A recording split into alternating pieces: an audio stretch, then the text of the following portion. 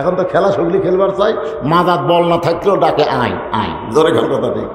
এই মুহূর্তে দেশ টিভির খবরে জানা গেল যে মঞ্চ ভাঙ্গা আওয়ামী লীগের মহাসচিব ওবায়দুল কাদের পড়ে গেছে। এই চ্যালেঞ্জ আমাদের অতিক্রম করতে হবে। স্মার্ট বাংলাদেশ খবর যদি সত্যি নয় গেলে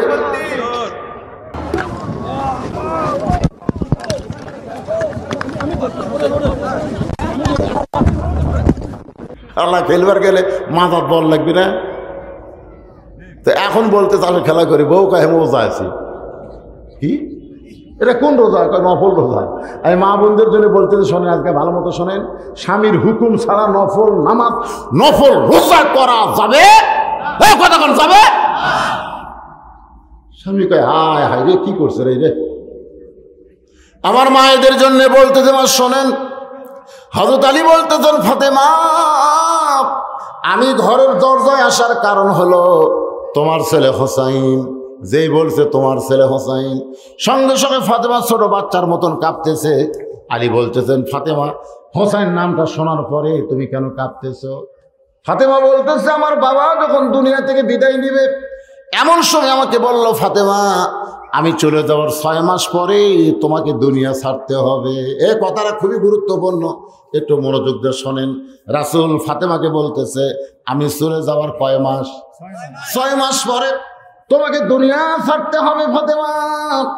আমার 2টা নাতি হাসান হোসাইনকে আমি নবী এত ভালোবেসি, আমার জীবনের চাইতেও অনেক বেশি। আমি চলে যাওয়ার পর তোমার 2টা সন্তান এতিমের মতন, এরা বাবা হারালে মা হারালে এতিম হবে না, এরা নানা হারালে এতিমের চাইতে বেশি কষ্ট পাবে। ফাতেমা রে, আমি শিশুকালে মা হারাইছি, মায়ের গর্ভে থাকতে আমি বাবা হারাইছি, কিন্তু হাসান হোসেনকে পাওয়ার পরে আমার ওই কষ্ট আর কোনোদিন হয়নি। ফাতেমা আমি চলে যাওয়ার পর মাত্র 6 মাস তুমি থাকবে দুনিয়ায়। এই 6টা মাসকে হাসান হোসেনকে আগলে রাখবে, এত দরদ এই 6 মাসে দিবে, এরা যেন 6 বছরের চাইতে বেশি দরদ পায়। ধরে কর সুবহানাল্লাহ। ও ফাতেমা, তোমার 2টা সন্তান ভুল করেও যেন আমার রওজার পাশে না যায়। তোমার হাসান হোসেন যদি আমার রওজার পাশে গিয়া না না না না বলে কান্দে, আমি রাসূল কিন্তু ঘুম ভেঙে যাবে। অনেকে বলে রাসূল রওজার মধ্যে মারা গেছে। বাজান গো, আমাদের নবী কিন্তু মারা যায় নাই, আমাদের নবী রওজা মোবারকের মধ্যে ঘুমায় আছে। সকলে আমার সঙ্গে বলেন, ইসলামের আলো জ্বলায়া দিয়া নবী ঘুমায়া আসেন সোনার মদিনায়। না মরে আসা, মরে আছে, মরে আছে। কোন তাহলে আমার সাথে বলেন, ইসলামের পতাকা উড়ায়া দিয়া নবী মইরা আসেন সোনার। ওই চুমকে উঠছে, যে কছি মইরা ওই চুমকে উঠছে। তার মানে কি বুঝলেন? মা হাসান হলো অবিকল আমার মতো। রাসূল বলতেছে ফাতেমাকে, হাসান হলো অবিকল আমার মতো। হাসানকে নিয়ে তোমার তেমন চিন্তা নাই, কিন্তু হোসাইন একটু জেদি। এই জেদি হওয়ার কারণে আমি নবী তাকে অত্যন্ত ভালোবাসি। তুমি একটু 6টা মাস সামাল দিয়ে দুনিয়া থেকে বিদায় নিও। ফাতেমা কান্দার বলে, স্বামী গো, আমার জেদি হোসেন কি করলো, কি বেয়াদবি করলো? আলী বলতে যে কোনো বেয়াদবি করে নাই। দরজায় কতগুলা মেয়ে মানুষ দাঁড়ায় আছে, কতগুলা মেয়ে মানুষ দাঁড়ায় আছে। ওই মেয়ে মানুষ তোমার সঙ্গে দেখা করবার চায়। এটার অনুমতি নেওয়ার জন্য হোসাইন ঢুকতেছিল। আমি হোসাইনকে ঢুকতে না দিয়ে আমি তার হাতে আল্লাহর কোরআন দিয়েছি। ফাতেমার সঙ্গে সঙ্গে বুড়া আঙ্গুলে ভর দিয়ে, পায়ের বুড়া আঙ্গুলে ভর দিয়ে স্বামীর কপালে একটা চুমা খেলো। ধরে কোন সুবহানাল্লাহ। তো ফাতেমা তখন চুমা খাইছে, আলী তখন কি করবে? আল্লাহ রাসূল বলেছেন, তোমাদের বিবি এদের কপাল ভুরু নাই, ভুরু এই ভুরুর মাঝখানে এদের এই জায়গাতে, এই জায়গা আমার দিকে তাকান, এই জায়গায় একটা করে চুমা খেলে একটা করে আমরা হজের সব পাবেন। সুবহানাল্লাহ কয় না? চুমা খাইনি তো কোনদিন। আমি 90% মানুষের কাছে জিজ্ঞাসা করছি, ভাই তোর বইয়ের ভুরু কিরকম? হুজুর আমি তো খেয়াল মানে চুমা জীবনে খাইনি, আমি তো কি যে জায়গা চুমা খেলে একটা হদের সব, ওই জায়গা কেমন আসবে তো দেখেইনি। আর এই জায়গার চুমা খাওয়ার কথা বললে মেয়েরাও মন খারাপ করবে। এই জন্যই খারাপ করবি যারা এমন বিড়ি খাওয়া খায়, ঘরের মধ্যে ঢুকলে মানে ভোগরা পাটা ঢোকে, চুমা খাবার গেলে তখন বমি করবে। এই জায়গার চুমা খাওয়ার গেলে মুখের দুর্গন্ধ লাগবে কি লাগবে না? হযরত আলী ফাতেমা দুই ভুরুর মাঝখানে চুমু দিয়ে বলে, ফাতেমা দরজার মেয়েরা দেখা করতে চায়, তুমি কি তাদের সঙ্গে দেখা দিবা? ফাতেমা বলছে, স্বামী গো আমার কোনো আপত্তি নাই, মেয়েদের সঙ্গে দেখা করতে আমার কোনো আপত্তি নাই, কিন্তু আপনাকে কষ্ট করে পর্দার ব্যবস্থা করা লাগবে, কষ্ট করে পর্দার ব্যবস্থা করা লাগবে। হযরত আলী মুচকি মুচকি হাসার বলে, ফাতেমা মেয়েরা মেয়ের সঙ্গে দেখা করবার গেলে এখানে কোনো পর্দা লাগে না, মেয়েরা মেয়ের সঙ্গে দেখা করবে, আর পর্দা কি? ফাতেমা বলতেছে, আপনি জ্ঞানের সম্রাট হওয়ার পারেন, আপনি জ্ঞানের রাজা হওয়ার পারেন, কিন্তু পর্দা বিষয়ে আমার চাইতে আপনি কম জানেন। আলী শুন করছি কয় গিরে, রাসূল বলে গেছে আমার সাহাবীদের মধ্যে আলী হচ্ছে জ্ঞানের সম্রাট। ধরে কারণ সুবহানাল্লাহ। ওমর ফারুক কিন্তু ধরা খাচ্ছিল জেরুজালেমে যায়, নিচে নামে আছে তো রশি দিয়ে, আর রাখাল বসে আছে উঠের উপরে। জেরুজালেমের খ্রিস্টানরা মনে করছে রাখাল এটাই উমর। চৌকি আর একজন হামাগুড়ি দিয়ে বলতেছে, আমিরুল মুমিনিন আপনার সরাসরি উঠ থেকে নামতে কষ্ট হবে, চৌকির উপরে পা দেন, আমাদের পিঠের উপরে পা দিয়ে আস্তে করে নামেন। রাখাল খালি কান্দে। জেরুজালেমের খ্রিস্টানরাকে কান্দেন কেন? কান্দার কারণ হলো তোমরা তাকে উমর বলে সম্মান করতেছ, আমি কি উমর? তাহলে আপনি খেয়ে, আমি বললাম রাখাল নিচে রশি ধরে দাঁড়িয়ে আছে, এটা উমর। খ্রিস্টানটাকে এইটা কি, এইটা কেমনে হয়? রাখাল বলতেছে আল্লাহর ঈমান গ্রহণ করলে, নেক আমল করলে এমনি সম্ভব হয়ে যায়। জোরে করে সুবহানাল্লাহ। খ্রিস্টানে বলতেছে তাহলে খামাখা আমরা খ্রিস্টান থাকবো কেন, আমাদের পড়ায়া দেন। সঙ্গে সঙ্গে হাজার হাজার খ্রিস্টান মুসলমান হয়ে গেল। জেরুজালেমের রেজাল্ট ভালো, জোরে করে সুবহানাল্লাহ।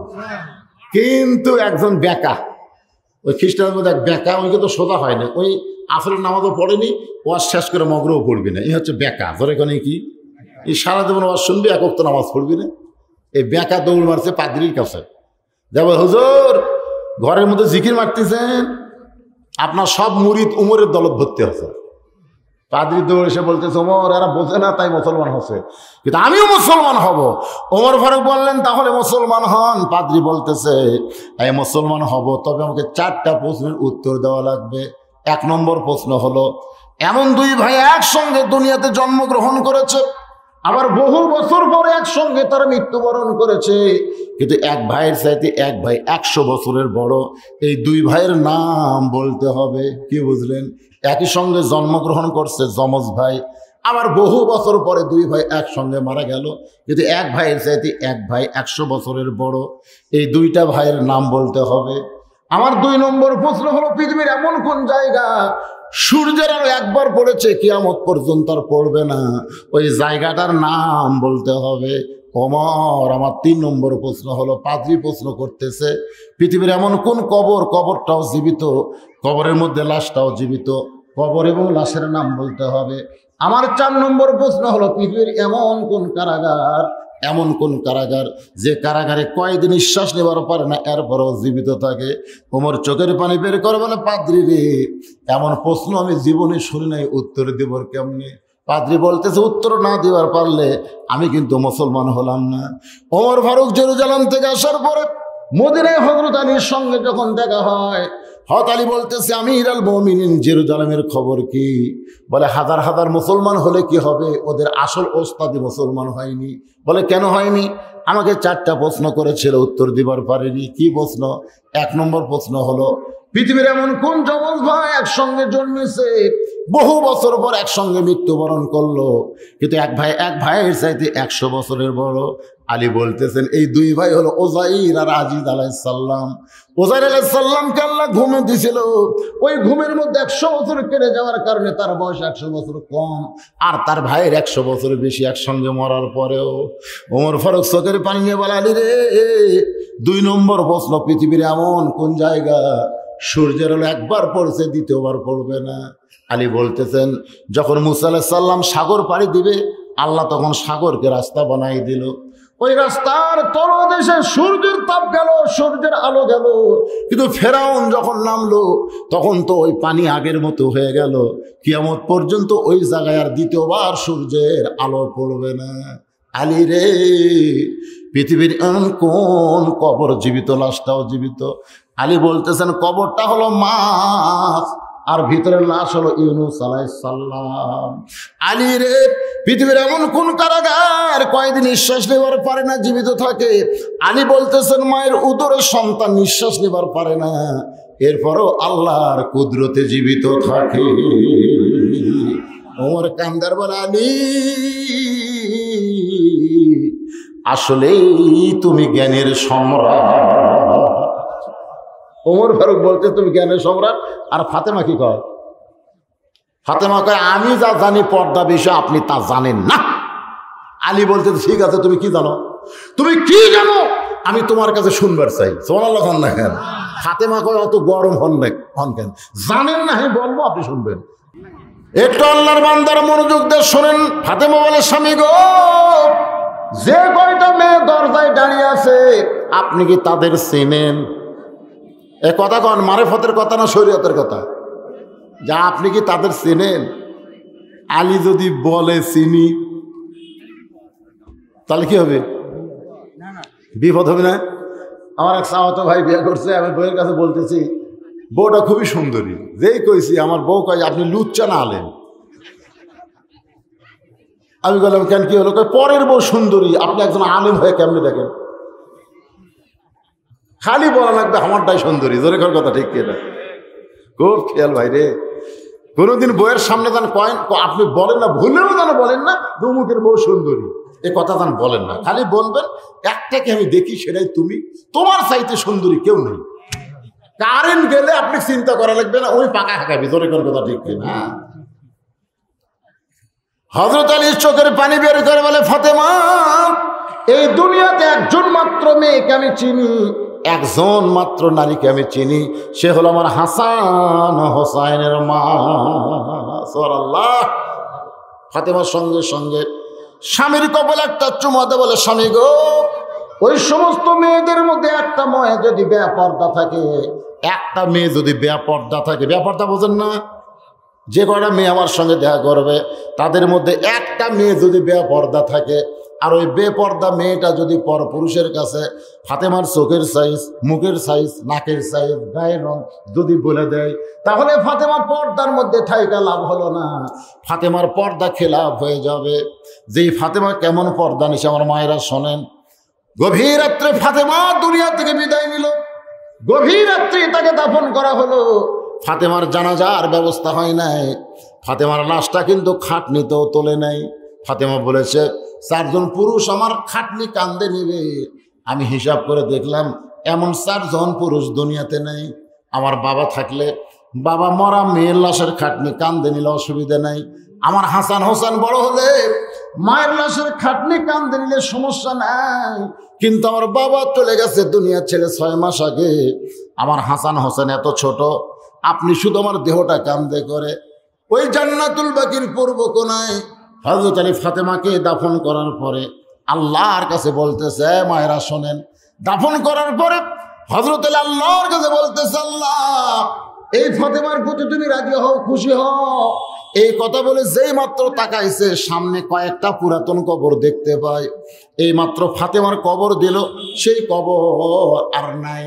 গোটা জান্নাতুল বাকি খুঁজতেছে ফাতেমার কবর কোথায় গেল? এমন সময় কে যেন ডাকতে বলে, আলী রে, আমার ফাতেমা পর্দা নিশি, আমি আল্লাহ জোহরা ডিগ্রি দিয়া ফাতেমার কবরটাকেও কিয়ামত পর্যন্ত পর্দা করে দিয়েছি। আমার মায়েরা, সেই ফাতেমার সিগনেচার ছাড়া আপনারা জান্নাতে যাওয়ার পারবেন না। আর ফাতেমার সিগনেচার যদি সই যদি নিবার চান, তাহলে আপনাদের পর্দা মানতে হবে মা। এরকম পরপুরুষের ঘোরাফেরা করবেন না মা। রাস্তাঘাটে যদি আপনি ঘুরতে চান, তাহলে আল্লাহর আইন অনুযায়ী পর্দা মানতে হবে, হিজাব গ্রহণ করা লাগবে।